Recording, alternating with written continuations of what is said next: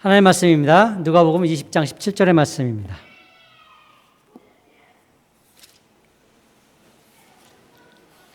누가복음 20장 17절 한 절의 말씀입니다.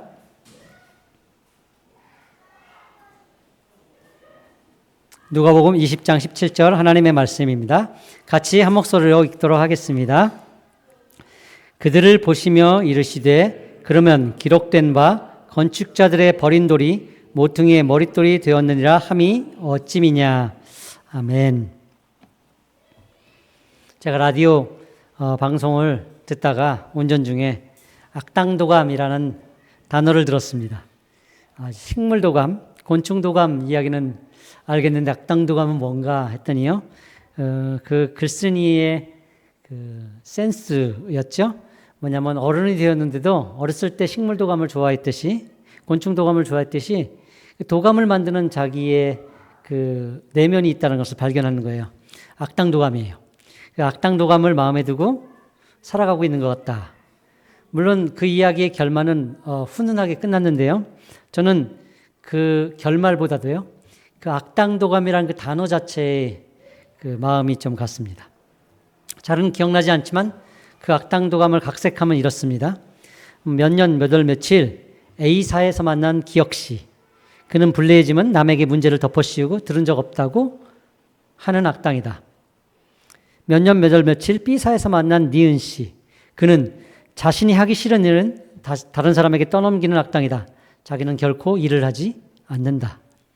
몇 년, 몇 월, 며칠 C사에서 만난 디귿씨. 그는 외근을 한다고 나가서 결코 돌아오지 않다가 퇴근 시간쯤 되어 얼굴을 비추는 악당이다. 대략 이런 내용입니다. 공감 가십니까? 이 악당도감? 혹시 우리에게도 이 악당도감 하나쯤 있습니까? 그리고 하나씩 차곡차곡 쌓고 있으면서 미워하는 삶을 살고 있지는 않은지요. 사실 성도가 악당도감을 만들어 놓고 한 사람 한 사람씩 미워하는 사람을 쌓고 있는 삶을 산다면 성도의 삶이 아닐 수 있습니다. 사실 그리스도인의 삶은요. 악당도감이 있을지라도 그 악당들의 이름을 하나씩 지워가는 삶을 사는 것이 그리스도인의 삶이 맞습니다. 그 수많은 악당들 벗어내고 지워내고 비워내고 그렇게 하는 것이 쉽지는 않겠지만 그래도 그것이 주님과 함께하는 주님께 용서를 받은 사람들이 그 용서를 나눠주는 순례자의 삶이 아니겠는가라는 생각을 해봅니다. 저는요. 영화나 드라마 우리 삶에서 만나게 되는 악당들이 있죠. 근데 그 악당들에게는 도대체 어떤 종류의 낙관주의가 그 속에 있어서 그런 악을 계속하며 사는가 하는 질문이 들기도 합니다.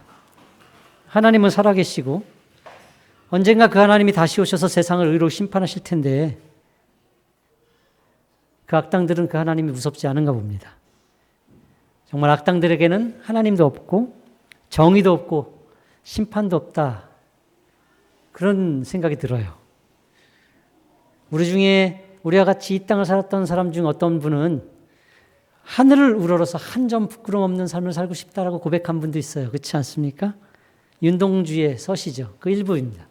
죽는 날까지 하늘을 우러러 한 점 부끄러움이 없기를 잎새에 이는 바람에도 나는 괴로워했다. 나무 하나의 잎이 얼마나 많습니까?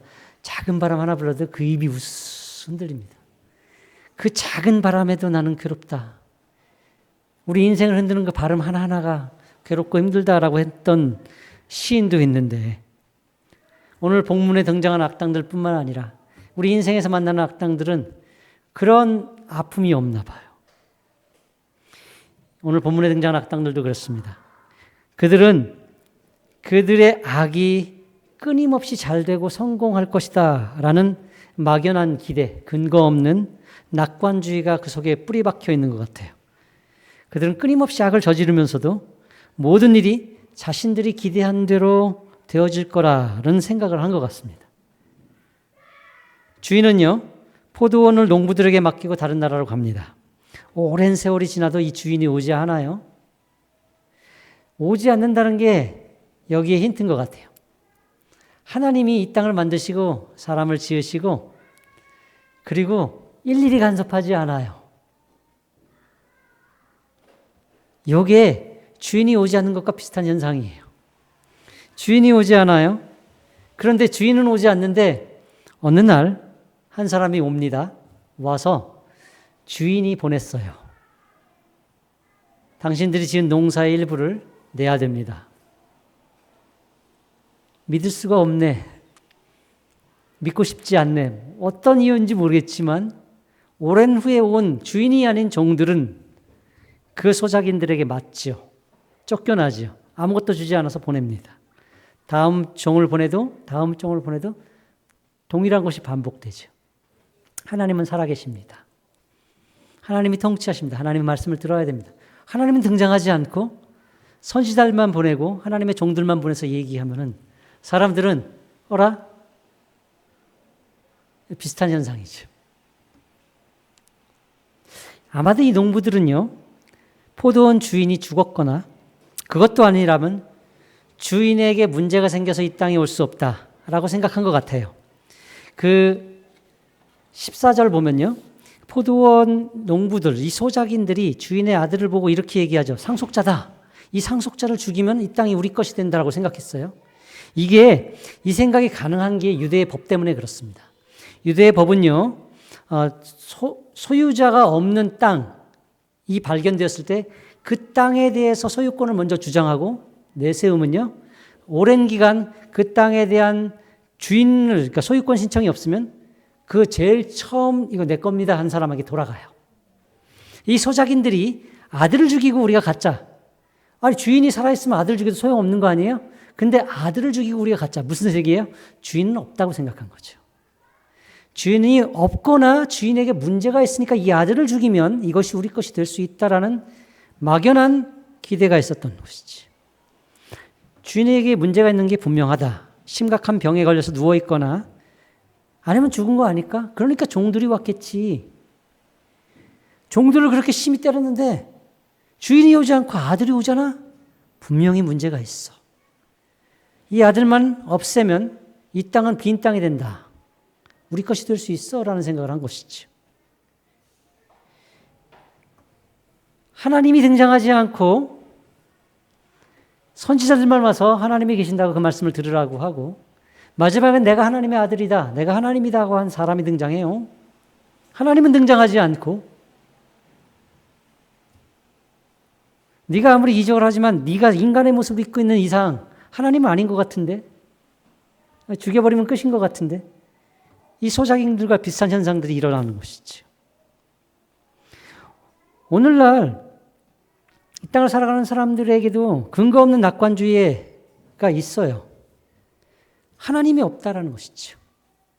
하나님이 어디 있냐라는 거예요. 있으면 증거를 보여봐. 이렇게 살아도 아무 문제 없지 않니?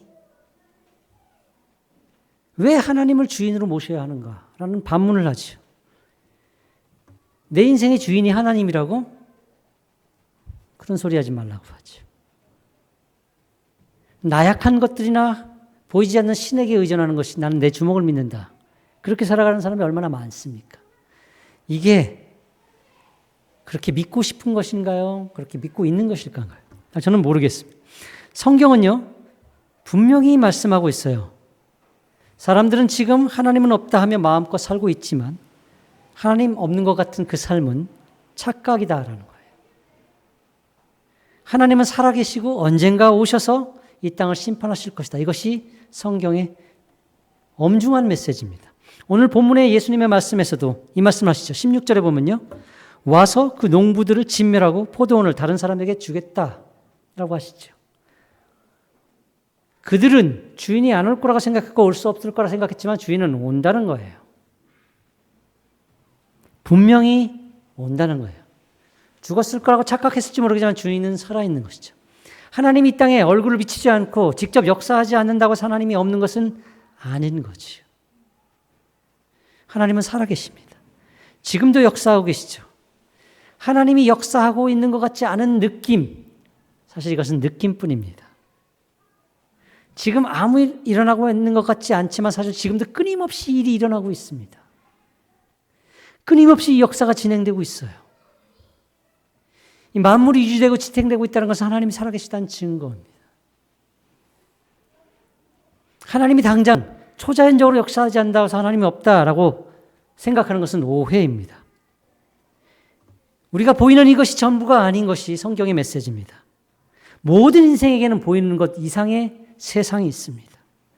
보이지 않는 영적인 영역이 있고 하늘나라도 있고 지옥도 있습니다. 이 땅의 주인도 있고 우리 생명의 소유자도 있습니다. 이 세상, 이 생명, 이 삶 전부 우리 것이 아닙니다. 주인은 따로 있습니다. 그 주인이 오셔서 모든 것을 정산할 날이 와요. 이 사실을 잊지 말고 살아가야 됩니다.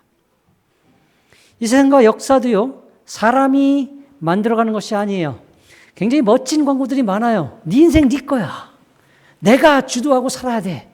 주도권을 뺏기지 마. 세상이 너를 주물고 흔들도록 내버려 두지 마. 멋진 말 같지만 아니에요.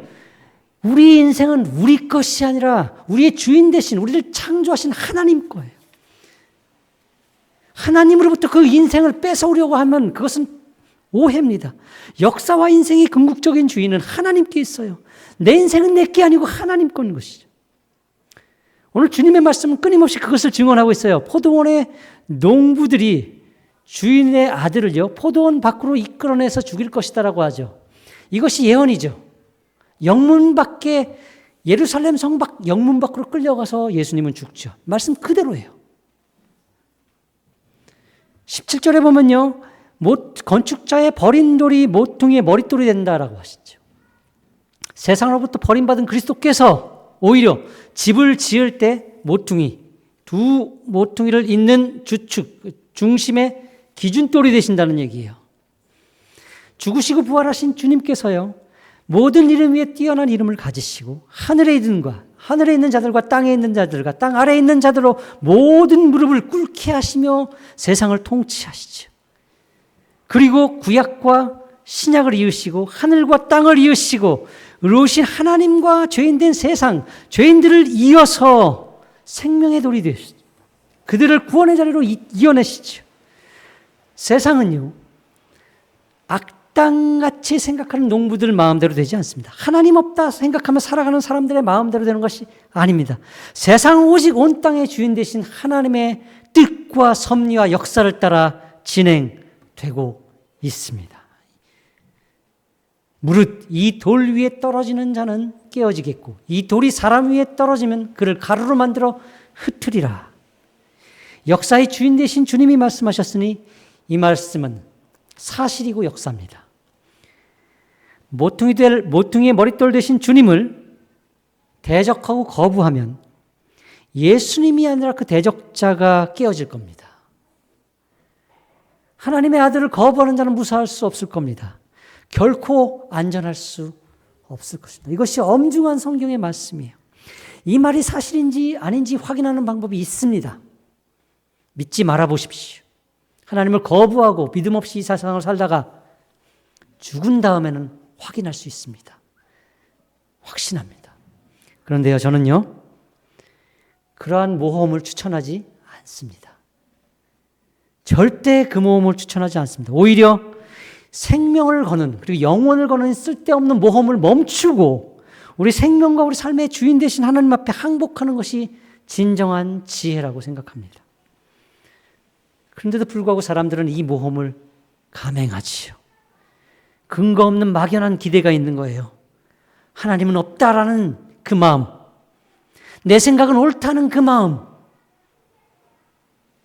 네 인생은 네 거야, 네가 만들어갈 수 있어, 그 마음.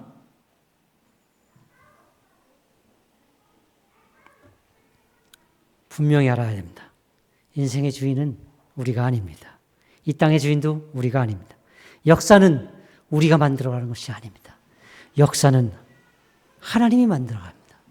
인생의 주인은 하나님입니다. 이 땅의 주인도 하나님입니다. 세상과 온 우주와 만물의 궁극적인 역사도 하나님의 그 목표, 하나님의 계획, 하나님의 뜻과 섭리를 따라서 지금도 한치의 오차 없이 그 자리로 나아가고 있습니다. 때가 참에 아들이 오셨어요. 왜 하필 그때 그 시간 그 자리 그 나라에 그 모습으로 예수님이 오셨을까? 우리는 모르지만 하나님의 지혜, 하나님의 섭리, 하나님의 때, 하나님의 방법, 하나님의 시간이에요.